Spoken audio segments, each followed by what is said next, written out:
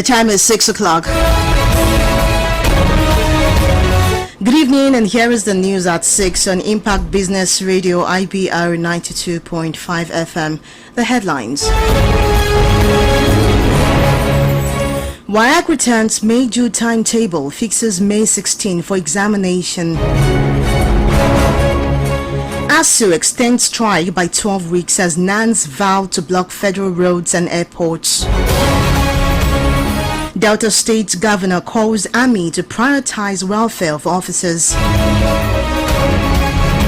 Court declines Emefiele's request to restrain INEC AGF. And on the foreign scene, Sri Lankan Prime Minister resigns after violent protest.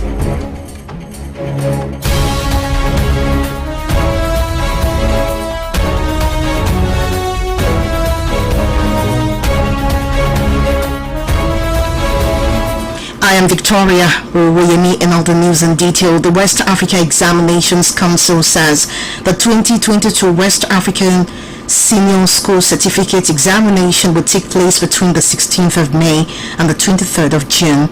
The council's head in Nigeria, Patrick Aegan, while speaking at a press briefing today, said the exam will take a period of 6 weeks. Aegan also commended the revert date of the examination to the May-June.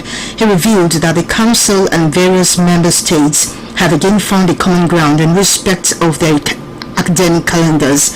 According to him, the move is a massive recovery from the devastating effects, disruptions and confusion caused by the COVID-19 pandemic.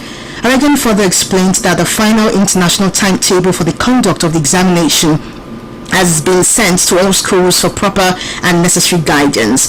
It will be noted that over 1.6 million candidates from about 20,300 schools have registered for the examination. The council chief, however, warned operators of rogue websites to desist from their heinous acts, noting that WAEC will not condone any criminal acts during the conduct of the examination.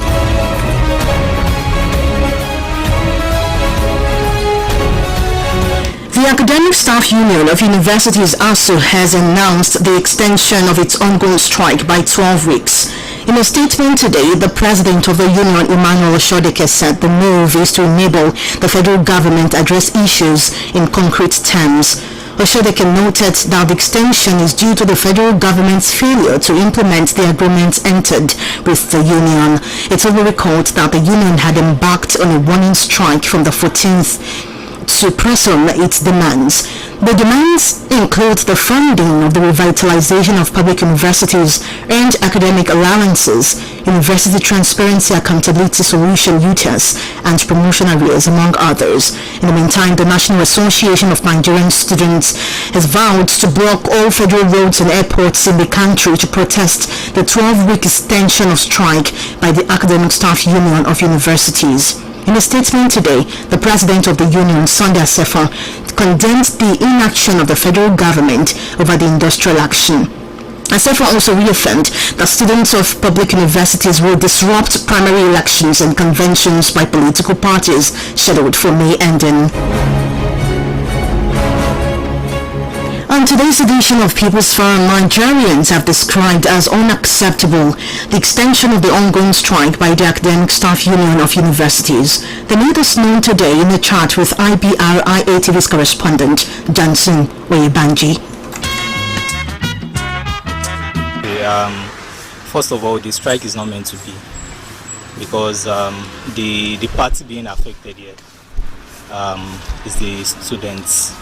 So the lecturers and the federal government, who are the main rival parties here, are not really affected, and we students are facing untold hardship. When they embark on strike, they do not really know what we are going through. Like, a lot of students are going through depression. A lot of students are depressed already because they feel, and you know, we are having, most of us are suffering quarter life crisis right now, because what we are meant to have achieved, we are not able to achieve them. And another thing is that our parents actually look onto us as investments. And if we are not able to like give back to them as and when due before they get too old to reap the fruits of their labor, it will not really be nice. They should both come together and then continue to dialogue. But while bearing in mind, while they are dialoguing, they should bear in mind that we are actually the ones being affected, and they should put us in the shoes of their children. Most of them do not have their children here, so that's why they do not really know.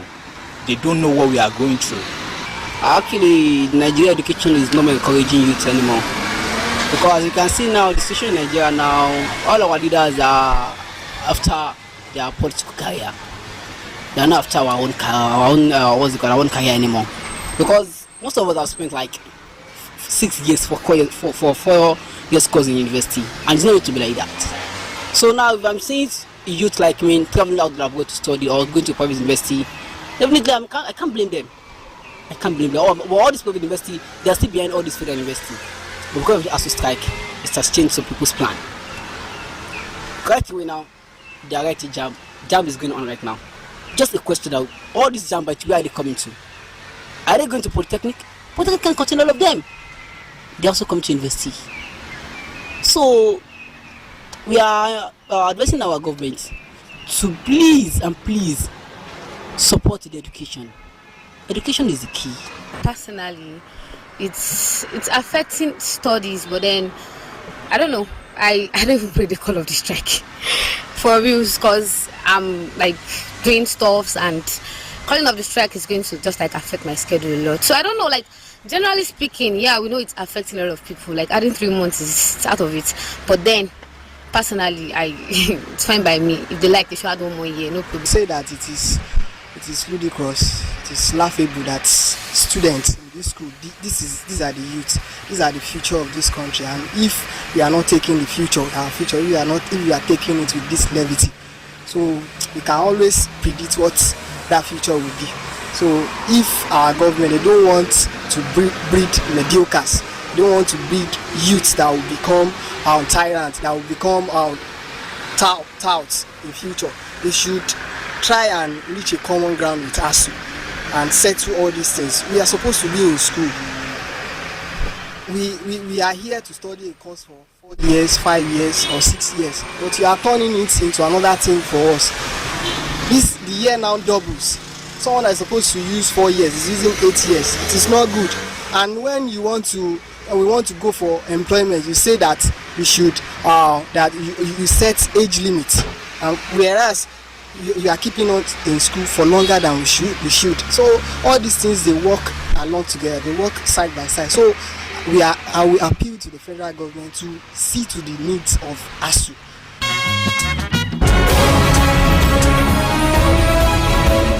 Governor Ifeanyi Okola of Delta State has called on the Nigerian Army to prioritize the welfare of officers and men of the armed forces. Speaking today in Asaba at the 2022 Defense Retreat, Okola said such will motivate them in the fight against insurgency and other violent crimes in the country. Governor Okola said although the armed forces may possess sophisticated weapons without motivated personnel, they will not achieve the desired result. He also called on the army to always remember and honor the nation's fallen heroes, saying it is the most powerful message to encourage those serving the country sacrificially. Okola also lauded the Chief of Defense Staff, Lucky Irabo, for his outstanding military accomplishments, even as he affirmed that the Nigerian armed forces have continued to demonstrate uncommon patriotism, dedication, sacrifice, courage, and commitment towards ensuring a safe and secure nation for all. The recently approved hike in electricity tariff rates by the federal government has generated several reactions from different quarters. This is as some Nigerians questioned the relevance of the review vis-a-vis the epileptic supply of electricity. Ayodele Fake completes the report. Several reactions have continued to trail the recent approval given by the federal government to the Nigerian Electricity Regulatory Commission to increase electricity tariffs beginning from February 2022 without informing Nigerians. This is just as the power supply from the national grid fell by 25.3% to 3,320.70 megawatts on Sunday, May 8, 2022, from 4,446.02 megawatts recorded last week. Reacting to the development, some Nigerians, Oluwaremilekun Komalafe and Ogunwole Ademola, said despite the new rates, the discos have continued to underperform with continuing load rejection. Unfortunate for us in this Nigeria. As we can see, everything has just increased, almost everything, which electricity is not eluded. So that is the fact. But to common man, how will you be paying for what you don't use? It is more than rocks uncalled for. Even before increasing the tariff, they ought to have made sure that the supply of electricity in the country is well available for people, especially for the consumer. Also reacting, the Oyo Regional Communication Officer of IBDEC, Frank Williams, reiterated the need for Nigerians to pay tariffs that commensurate with the true cost of supply of electricity, as it is the reality Nigerians have to face. Reviewing tariff would have been, if not for the COVID pandemic, and as a human-centric setup, we cannot begin to talk about a review when businesses are down. There was a total lockdown, so there was a pause. But from September of last year to January, the review had to come into being because you cannot reap reality. The truth is this: the cost of everything is up. Part of the power sector cannot be. So IBDC, as a regulatory compliant organization, has no choice than to face reality if you don't want us to go down in terms of business. While speaking on the low power supply, Williams said although the challenges of power supply is due to the low output of electricity, it is however not permanent. He likewise called for an attitudinal change in the society towards the power sector. Our projection is every customer is enjoying something close to at least half of the day, 12-hour power supply. But that is not realistic, and that's why we have done it across the tariff bands. You pay as you enjoy more power supply. But the challenge is this: it is what gets to us that we distribute. Well, that's the issue. So we are battling with a lot of issues and all of that. But we also want to say that it is never our joy that the pace at which it is. It's never our joy. But we have to be realistic to manage the situation. We should be optimistic. A lot of work is ongoing. I cannot go into all the details. It's going to get better. The little we have, let's manage, enjoy, cooperate along those lines. Don't let us spoil it. We plead with as many people who want to do some negative things and all of that. Violence is out of it. The stakeholders, however, called on the electricity distribution company to ensure that they get value for their money. Just want to beg our government that if they can, I don't know, because these are our song. If they can put something in places, and even if they increase the tariff, we will know what we are paying for. I think the government should do something, that they should make sure, even before increasing the tariff, they should make sure that the electricity supply is steady, available for the consumer before increasing the tariff. It is important for government to improve electricity supply, as an adequate supply of electricity is beneficial to people as well as the development of the country. Ayodele Fakeye, Impact Business Radio News. A federal high court in Abuja has declined the request of the governor of the Central Bank of Nigeria, Godwin Emefiele, to restrain the Independent National Electoral Commission and the Attorney General of the Federation, Abubakar Malami, from preventing him from pursuing his presidential ambition. Emefiele had earlier informed the court that he can run for the post of the president without vacating his position as the CBN governor. According to him, the Electoral Act has amended does not affect him being a public servant and not a political appointee. However, in its ruling, the court refused the request and summoned INEC and AGF to appear before it on the 12th of May to explain why the CBN governor must resign. With the growing numbers of presidential aspirants from the Southwest, stakeholders have noted that the chances of the zone to pick the ticket of the ruling All Progressives Congress is threatened. Speaking with Impact News Crew, they urged Southern leaders to choose a candidate wisely. Taiwo Olaribaju completes the report. The growing numbers of presidential aspirants from the Southwest in the All Progressives Congress (APC) threatening the chances of the zone to pick the ticket of the ruling party. Although the ruling party has not zoned its presidential tickets to any part of the country, there are expectations that the South will pick the party ticket for the 2023 general election. Southwest aspirants are expected to battle other presidential aspirants from other zones for the party's ticket as the primary slated May 30 and June 1. Speaking with Impact News correspondent, a senior lecturer at the Department of Political Science, University of Ibadan, Dr. Idowu Johnson, said it's glaring that the party has allowed Southwest to produce the next presidential candidate. He added that some candidates are trying to strategize to reposition themselves for elective posts after the primary election. Well, it's very glaring that APC have already allowed the Southwest to produce the next presidential candidate for the 2023 election. Now, all those candidates you people are saying, or maybe you saw, either 7, 8, or 9 from Southwest, what they're trying to do is to strategize to reposition themselves for any elective post after the primary, after the election.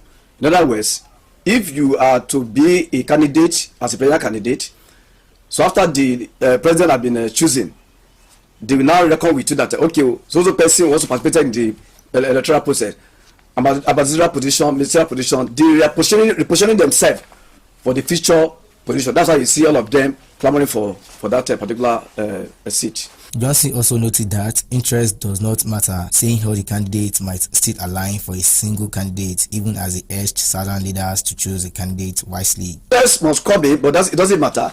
What I'm saying is that political interest, private interest, public interest is part of political game. But what's very important is that all of them will see align, and we see have time. In the next few days now, you can see we will be saying, I withdraw my candidacy. I withdraw my candidacy. At the end of the day, we will not have more than 2 candidates. On his part, a senior lecturer at the University of Ibadan, Dr. Shola Ishola, said multiple candidacies from Southwest will have a great effect, especially from the votes coming from delegates from the Southwest. Ishola, however, helped on the need to ensure the capacity, competence, and capability of candidates. The effect that I think that will have is that, of course, the votes of the delegates from the Southwest will be divided, and it will be very difficult to have a very clear winner from the Southwest. But by the look of things, it appears to me that they are going to negotiate among themselves, and eventually they are going to narrow down to 1 or 2 or at the most 3 individuals who will contest from the Southwest. But my own opinion is that it is not about where any contestant is coming from, but the capacity and the capability and the competence of the person who is going to contest. So it is not that we are going to vote at the general election based on the region or area from where any one is coming from, but it's all about competence and popularity. The aspirants from the zone include Vice President Yemi Osibajo, former Speaker of the House of Representatives Dimeji Bankole, Senator Ibikunle Amosun, National Leader of the APC Asiwaju Bola Ahmed Tinubu, the Chairman of the Nigerian Governors Forum Kari Fayemi, Tunde Bakari, and the President of the African Development Bank Akinwumi Adesina. Taiwo. Former Vice President Atiku Abubakar has lamented the level of disunity in the country, saying the present administration has been unfair to all parts of the country. Atiku, who made this known while speaking with PDP delegates from Ondo State in Akure, insisted that during the Civil War era, Nigeria is not as disunited as being witnessed under the present government. Atiku also decried the insecurity challenges that are threatening the peace of the country, adding that as long as the country is not united, peace cannot be assured.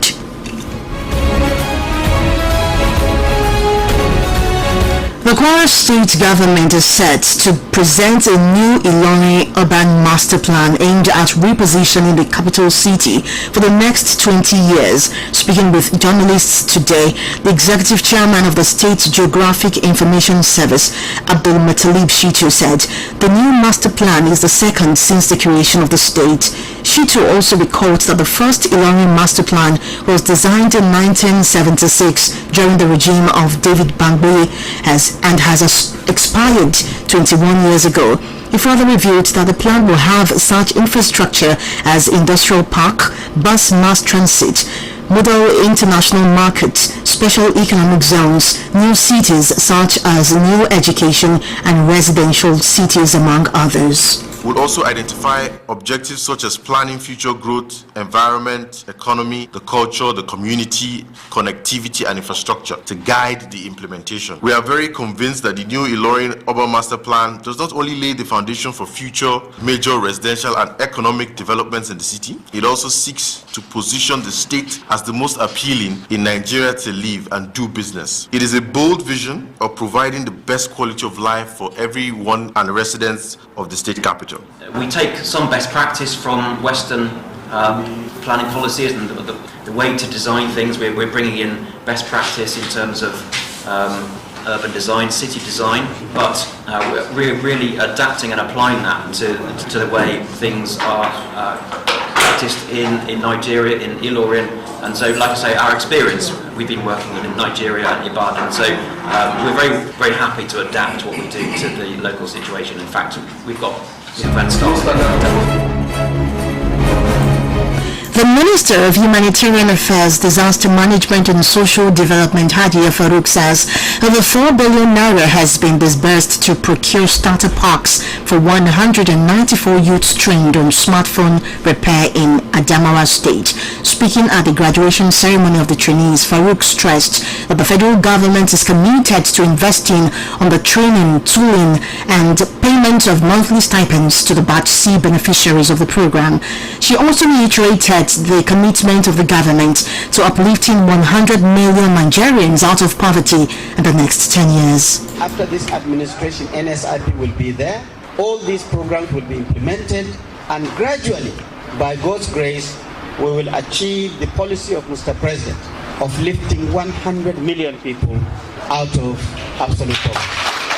With a total number of 28,697 youths benefiting from this program since inception and receiving 30,000 monthly as stipend. Not only that, we have the non-graduate category that have graduated over 1,000 in Adamawa State. I want to thank God for the opportunity being the program.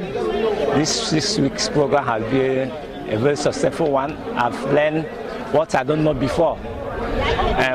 The skill acquisition and the handset smartphone repair. The teachers have taught us a lot.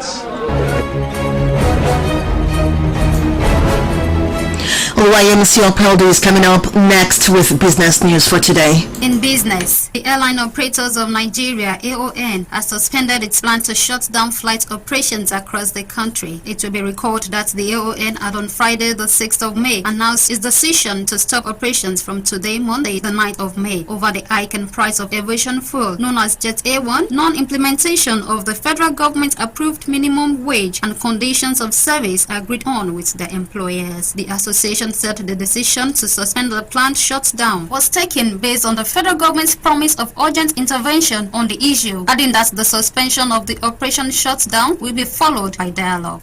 In another news, the Central Bank of Nigeria, CBN, says it may raise the nation's benchmark interest rate as the inflation rate heads to its 7-month high. The Apex Bank is projected to abandon its dovish stance and start a tightening cycle by raising the baseline interest rate in response to spiraling inflationary trend, which is expected to hit a 7-month high at the next announcement, as the National Bureau of Statistics is scheduled to release the April 2022 inflation rate ahead of the meeting of the CBN's Monetary Policy Committee on May 23rd and 24th of 2022. That ends the business news for today. I am Uluwayemisi.